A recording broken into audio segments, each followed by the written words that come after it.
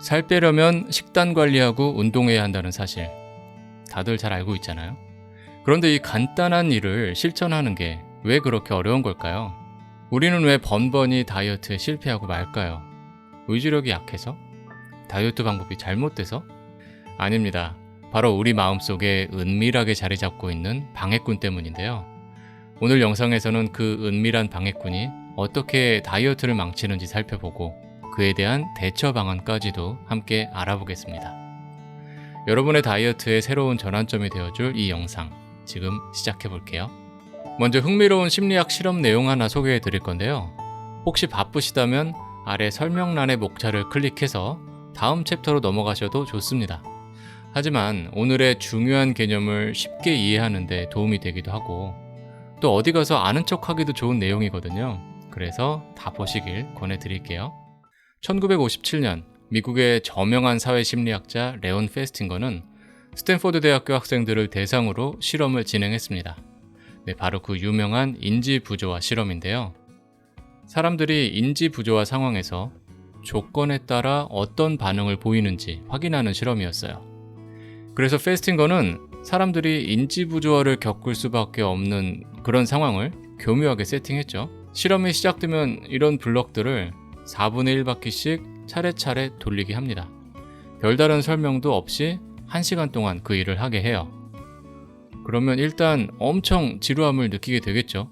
그렇게 1시간이 지나면 이제 참가자가 거짓말을 해야만 하는 상황을 만드는데요. 실제로는 그 일이 엄청 지루했지만 그걸 다른 사람에게는 재밌었다고 말하게끔 하는 거예요.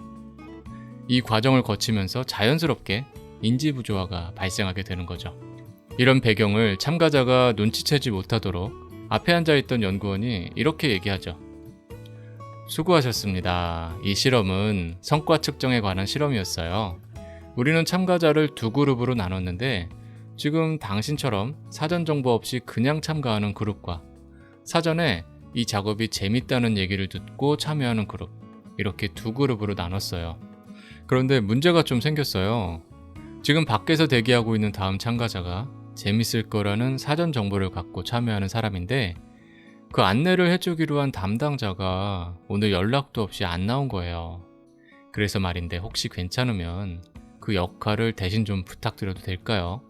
이 작업이 정말 재밌고 즐거웠다고 말해주기만 하면 돼요. 그러면서 그 일에 대한 보수를 제안합니다. 2그룹으로 나눠서 한 그룹에는 $1를, 다른 그룹에는 $20를 주기로 해요. 참고로 인플레이션 계산기로 제가 한번 계산을 해봤는데요. 시험이 실시됐던 1957년 당시에 $1는 2024년 현재 기준으로는 약 $11, 우리 돈으로 15,000원 정도 되고요. $20는 약 $223, 30만 원 정도 되는 금액인데요. 2그룹 간에 이렇게 큰 금액 차이를 둔 건 이 실험의 중요한 세팅이고요. 상당히 흥미로운 결과를 가져오는 변수로 작용하게 됩니다. 아무튼 참가자들은 대기 중인 다음 사람을 만나게 됩니다. 이 사람은 사실 연기자예요. 이 연기자의 역할은 대화 중에 일부러 부정적 반응을 나타내는 거예요. 그러자 $1 그룹과 $20 그룹 모두 상당히 적극적으로 거짓말을 하게 되죠. 내 친구가 지난주에 이 실험에 참여했었는데 진짜 지루했다 그러던데요. 아마 다른 실험이었을 것 같은데요. 왜냐면 저는 전혀 지루하지 않았거든요.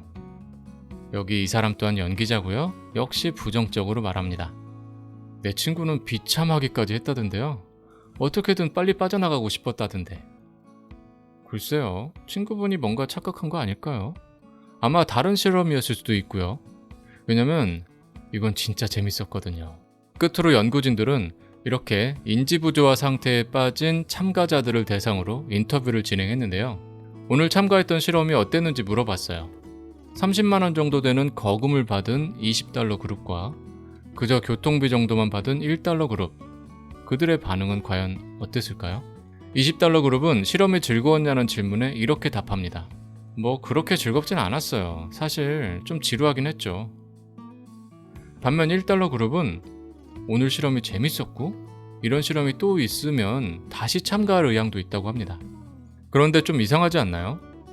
아무리 지루했더라도 돈을 30만 원이나 받았으면 기억이 좀 좋게 보정돼서 재밌게 여겨졌을 것도 같은데 그렇지 않았고, 반면 1달러밖에 받지 않은 그룹은 빈정상에서 실제보다 더 지루하게 여겼을 것 같은데 오히려 실험이 재밌었다고 합니다.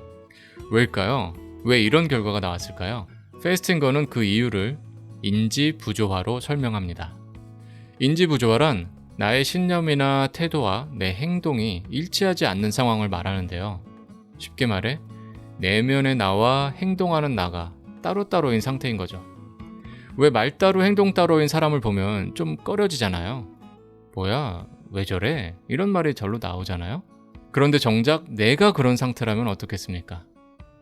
마음이 상당히 불편해지겠죠. 그러면 우리의 뇌는 이런 불편감을 해소하기 위해 빠르게 움직이는데요.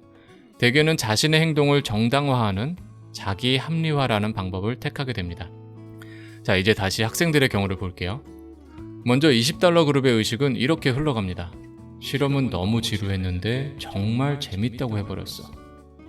왜지? 믿음과 행동이 불일치하는 상태가 돼서 마음이 불편해집니다. 이 불편감을 빨리 해소해야 하는데 다행히 자신의 행동을 정당화할 수 있는 핑곗거리를 찾아내죠. 아, 그래, 20달러. 30만 원이나 받았잖아. 대가를 받은 만큼 정당하게 일을 해준 것 뿐이야. 이렇게 자기 합리화가 이루어집니다. 더 이상 마음이 불편할 이유가 없어요. 지루하게 느낀 것도 옳고 그걸 재밌다고 말한 것 또한 정당한 일이 됐으니까요. 그래서 마지막 인터뷰에서 실험이 지루했다고 있는 그대로 말할 수 있었던 거죠. 반면 1달러 그룹은 좀 애매해요.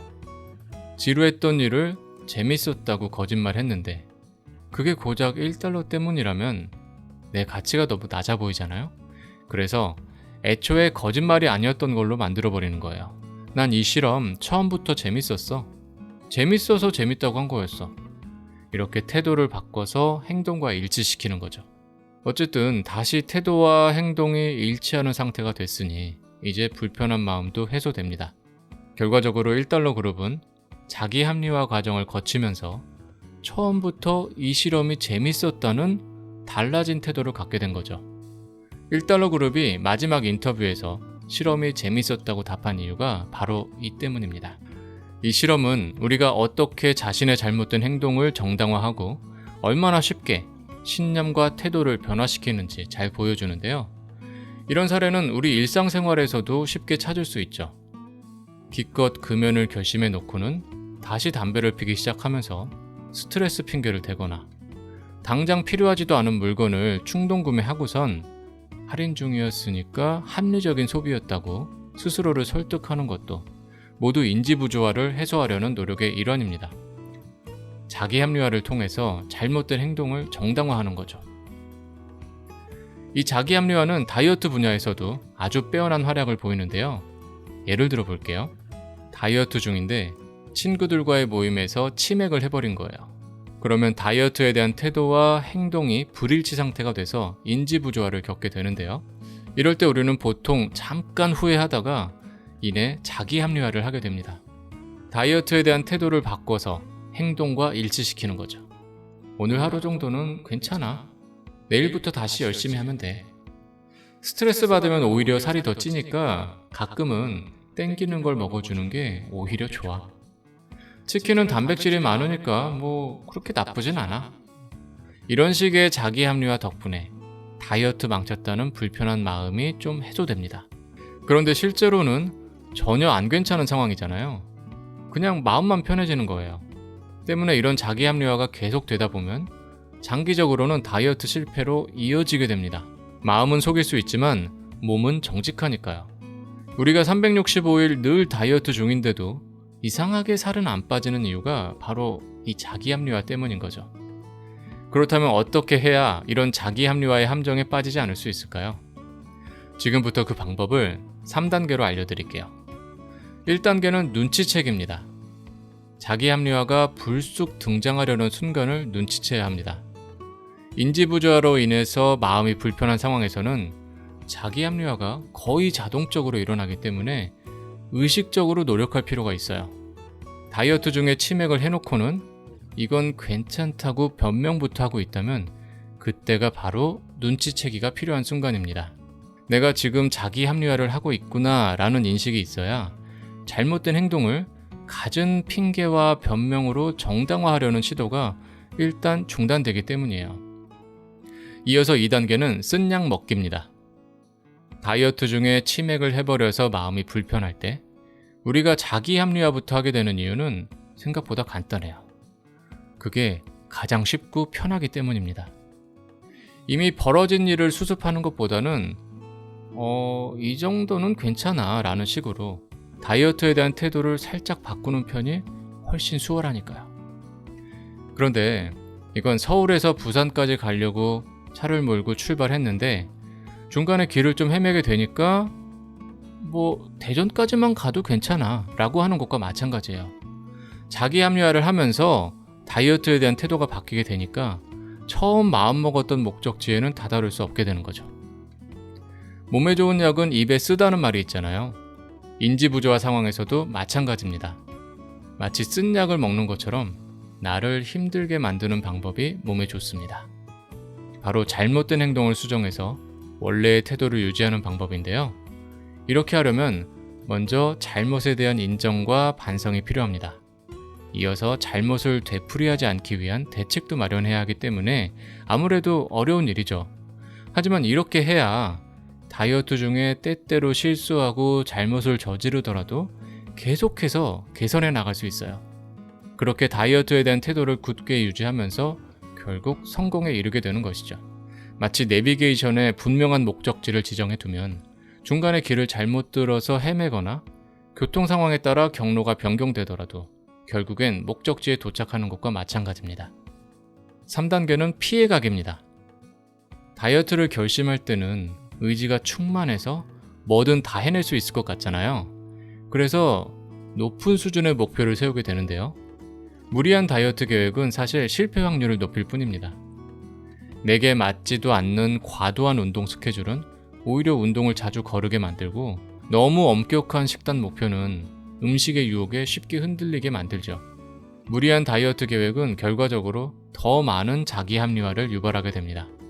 피해가기는 이런 자기 합리화 상황 자체를 애초부터 피하는 방법이에요.